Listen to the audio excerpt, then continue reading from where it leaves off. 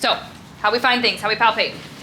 Now, I am going to be touching some areas that the client might be uncomfortable with, so I need to always get permission. Do I have permission to palpate on the posterior hip? Yes, please. Okay. So, let's drape the leg. You might have to move their hand out of their way. Thank you. Y'all don't judge my draping because I don't drape anymore, okay? I don't use sheets. It's not my thing. I don't have to. I don't work in this setting anymore.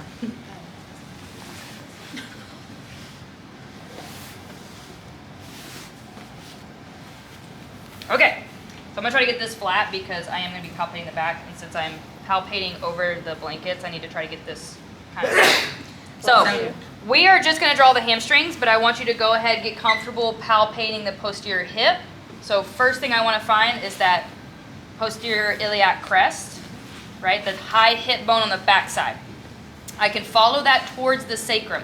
Now, obviously, I can't follow the sacrum all the way down because then I'd be tailbone and no square. So we're going to stay away from that.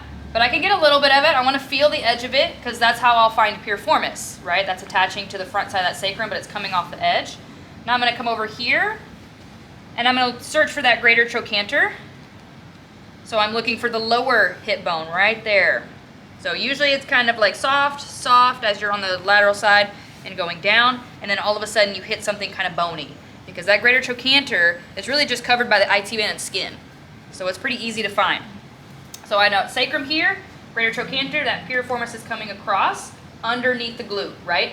And then I know the iliac crest, right, to the greater trochanter, glute med, glute min, right? So we can see it's a little more lateral. Now, ischiotuberosity. I'm going to go knuckles, just so she's a little more comfortable. This is all glute max. I'm going to work my way in and pretty close to the crest here, I don't want to say the booty cheek, but the edge of the booty cheek, I'm going to hit a bone about right there. That is the ischiotuberosity. Okay, so I need to know where that's at because my hamstrings, both sets, are going to attach to that ischiotuberosity. Obviously, I'm not going to mark this with a marker, so I'm just going to know where it's at. I need to be familiar with where it's at. Now, where we're going with the hamstring, we've got the semis on the inside. We've got biceps femoris on the outside. Biceps femoris is going to attach to the fibular head. So if I come onto the side of the knee and I just start palpating, if I go a little bit below the kneecap on the lateral aspect, I'll find a little knobby spot. It usually sticks out just a smidge. That's that fibular head. So that biceps femoris, fibular head attachment, ischiotuberosity attachment. We're just going to connect the dots. Okay. Now, the semis, that one tendon is attaching to the pes anserinus. That's right there. So this knee crease, you see that little divot right there? That's the lip of the tibia. So that's me reaching in between the femur and the tibia, that little lip right there. So we got the semimembranosus, which is the deeper one, attaching to that medial condyle of the tibia. So right there. Tendinosus, the one that's on top, is going to come a little bit further and attached to pes anserinus. So we have the kneecap, the patella ligament or patella tendon, whatever you want to call it, that's right there. The pes anserinus is just medial to that. So find the patella ligament. You usually feel that pretty easily.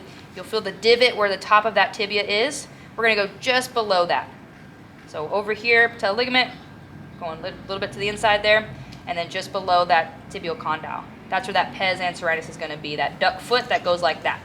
It's got those 3 tendon attachments. Now, a little cheat code. Hold that up for me. That's biceps femoris tendon. It's very easy to feel when they're flexing their knee. So just have them hover their foot off the table. And then same thing over here. I've got a real stringy one right here. I can grab it. That's tendinosus, semitendinosus. It's on top. And if I just palpate a little bit deeper, I can usually, you got to get a little bit closer to the knee. I can usually feel the tendon right there. You okay? For this, the semimembranosus. Right? So if you want to check your work, have them just hover that foot. They'll engage their hamstrings. The hamstring tendons will pop up.